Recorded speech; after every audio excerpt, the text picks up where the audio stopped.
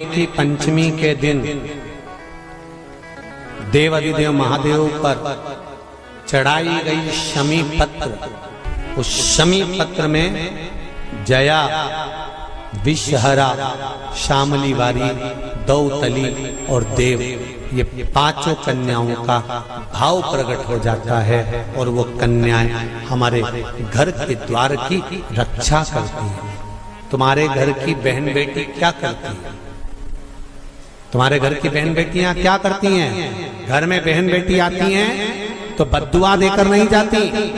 घर में कन्याएं रहती हैं, बद्दुआ नहीं देती। घर की बेटियां जब दरवाजा छोड़कर शादी कर वाले दिन, विदाई के दिन अगर जाती भी हैं तो बेटियां हाथ में धान भरकर फेंक कर जाती हैं कि मेरा मायका खूब फले फूले, आगे बढ़े। छापे लगाकर चली जाती हैं कि हमने हमारी जीवन की सारी दौलत, जीवन का सारा सुख अपने मायके में दे दिया है। वो बेटियां तो जया, विषहरा, शामली बारी, दौतली, देव, ये उस घर में निवास करती हैं जिससे ये घर में हम रक्षा कर सकते,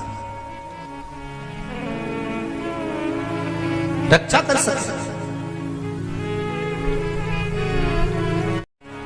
की पंचमी के दिन देवाधिदेव महादेव पर चढ़ाई गई शमी पत्र,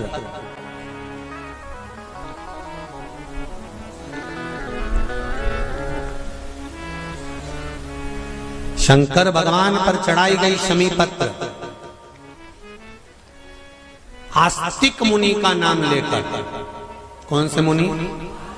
आस्तिक मुनि का नाम लेकर शमी पत्र को वापस उठाकर उसको अपने दरवाजे की चौखट पर कहीं पर भी या द्वार पर कहीं पर भी एक ओर रख देने पर घर के अंदर, बगीचे के अंदर सर्प प्रवेश नहीं करता। ध्यान रखिए, सर्प प्रवेश नहीं करेगा। शमी पत्र समर्पित करने पर, उस शमी पत्र को आस्तिक मुनि का स्मरण करने, कौन से मुनि है? आस्तिक मुनि का स्मरण करने पर भीतर घर के अंदर बगीचे में सर्प भी प्रवेश नहीं। जब हम कावड़ का डंडा लेकर, दो लोटे उसमें बंधे हुए हैं, कई लोग कावड़ का डंडा भी नहीं रखते, दो लोटे ही ले लेते। कई लोग गले में पानी की दो बोतल ही लटका लेते हैं।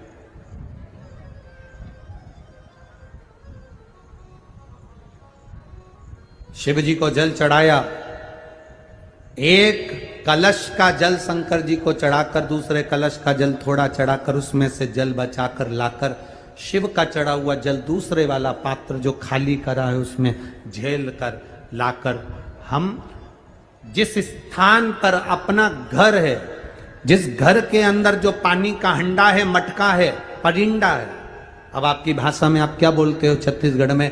जहां पानी भरते हो रसोई घर में, हंडा भरते हो, मटका भरते हो, पानी की बाल्टी, हंडा, जहां रसोई घर के अंदर पीने का पानी रखते हो, उस स्थान पर जब हम कावड़ का जल लेकर आते हैं, थोड़ा सा उसको एक कटोरी में 2 दिन तक उस कावड़ के जल को एक कटोरी में उस पानी के हंडे के पास रखते हैं और एक घी का दीप हमें 2 दिवस तक रोज शाम के समय लगाना चाहिए। क्यों? उससे हमारे गए हुए जो पितृ हैं, पूर्वज हैं, वो जहां पर भी होते हैं उनकी मुक्ति तो होती ही है, साथ में वो हमको आशीर्वाद देते हैं, दूधो नहाओ पूतो फलो, और जीवन का आनंद सुख पा। ये हमारे पूर्वजों का फल हमें प्राप्त हो जाता।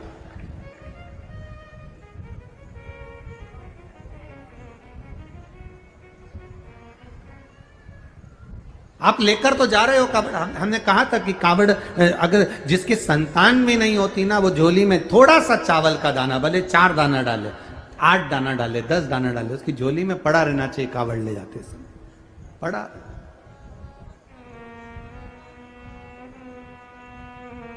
जो बेटी, जो बेटा, जो युवान बहन भाई जिस भाव से कावड़ उठा रहे हैं, वो अपने घर से जब स्वस्तिक, आप कुंकू का, रोली का, जो रोली होती है, कंकु होता है, उसका जब स्वस्तिक बनाकर जाएं, तो स्वस्तिक बनाते समय आपके मन में कामना होना चाहिए कि मेरे बाबा, मैं तेरे भरोसे पर ये कावड़ लेकर आ रही हूं और मेरा विश्वास कहता है तो मुझे खाली नहीं छोड़ेगा। कावड़ का जल मैं चढ़ाऊंगी और चढ़ाकर जब आऊंगी, ये मेरा विश्वास कहता है, अगली कावड़ की जब तैयारी होगी ना बाबा, उससे पहले तू मेरी झोलियां खुशियों से भर देगा। ये मेरा विश्वास कहता है, ये मेरा भरोसा कहता है, ये मेरी दृढ़ता कहती है। मैं करा था सावन के सोमवार का व्रत, हमने भी करा था तो हम भी उठा, ठीक है। आप लोगों ने व्रत किया ना।